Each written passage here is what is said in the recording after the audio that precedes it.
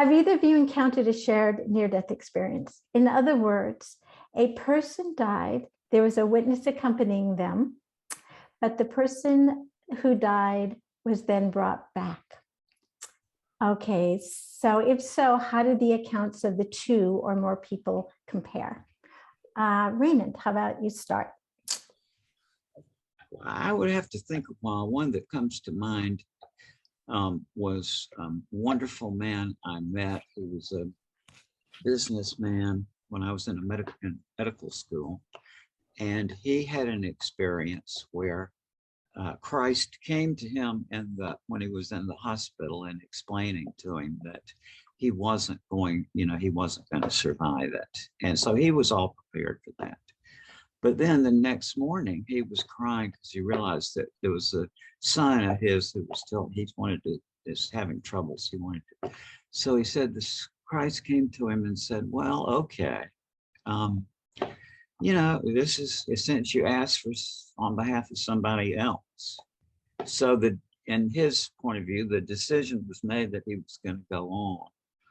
Then he had those thoughts about his son, and so therefore, it was like the decision was kind of rescinded, I guess. And I think that's somewhat similar, but I would have to think more in terms, going through thousands and thousands and thousands of cases, just. Thank you. How about you, William? Do you want to add to that? Yeah, I haven't seen too many cases like that. In other words, somebody, to really clear it down for the audience, because this is a bit of a mind-bending question. So somebody is having a near-death experience, like they're about to die, they're kind of crossing over.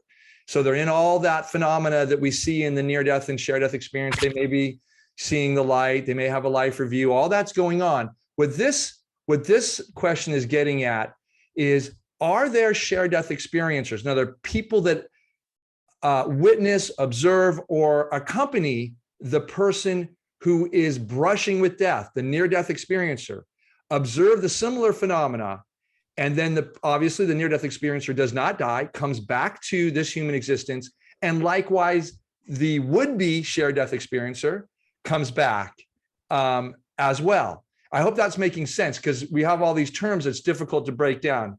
Does it make sense, Lisa? I'm looking at you. Yeah, so what I'm thinking about is, how is this different from what we saw during the free webinar of Dr. Driscoll and Jeff Olson, where Jeff Olson had a near-death experience, and then Dr. Driscoll reported on having a shared death. So yeah, let me help on that one. That's great. I'm having a hard time. That's a great example. So what we have here in that example, for those of you who didn't see the webinar, I'll just kind of clarify. So you have somebody, Jeff Olson, who's been in a severe automobile accident, and in that accident, his wife has died. Tamara has died. So Tamara is in the afterlife. Now, Jeff, the husband of Tamara, he's being worked out in the ER, and he is in conversation with his wife, Tamara. He's having a near-death experience. All right. Now, the doctor, Jeff O'Driscoll, he has a shared death experience, but his shared death experience is not with Jeff Olson. It's with Tamara, because Tamara just died a little bit earlier. What Jeff O'Driscoll is having is, the Dr. Jeff O'Driscoll is, he's getting instructions from Tamara saying, you're going to have to save my husband. He's going to live. And she tells him, he's going to have to lose that leg, but he's going to survive. So Jeff O'Driscoll is having a shared death experience with Tamara, who died a few hours earlier. But might get at the core of the question.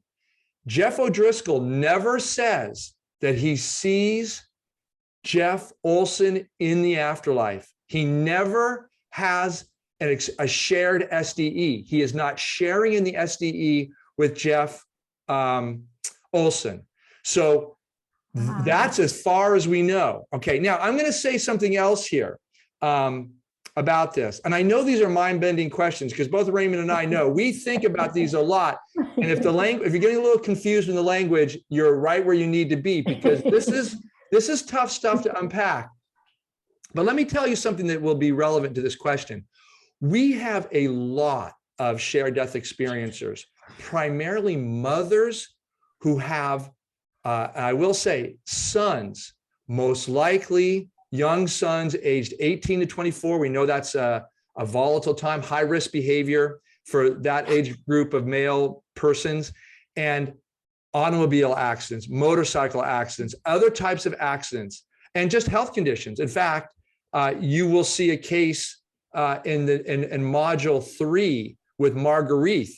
When you visit visionary realms or heavenly realms, what these mothers report is that they see their children, their sons in this case, negotiating in a process of decision and discernment about whether they're going to go back into their body, a broken body that will likely have a great deal of pain, or whether they're going to go on.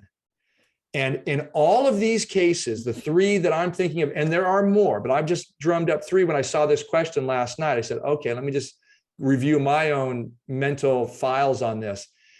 In these 3 cases, obviously, because it's a shared death experience, they saw their sons, they engaged with their sons. In all 3 cases, the son said to them, Mom, I don't want to go back. I'm happy here. I've done my life. This is the way it was supposed to be. And the mothers all say, I love you. I understand. You can go on. I bless you. Wow. And they understand. Now, the question to answer to answer this question specifically was, do we have examples of perhaps a mother being in that space, seeing this discernment process in what is presumably the afterlife or the portal to the afterlife, and then the son comes back?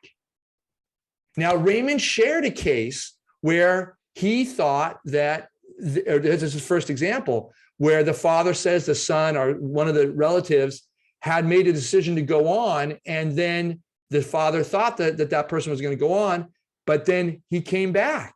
So I have not seen very many of those cases. As Raymond said, maybe the son went further and rescinded his decision and then decided to come back.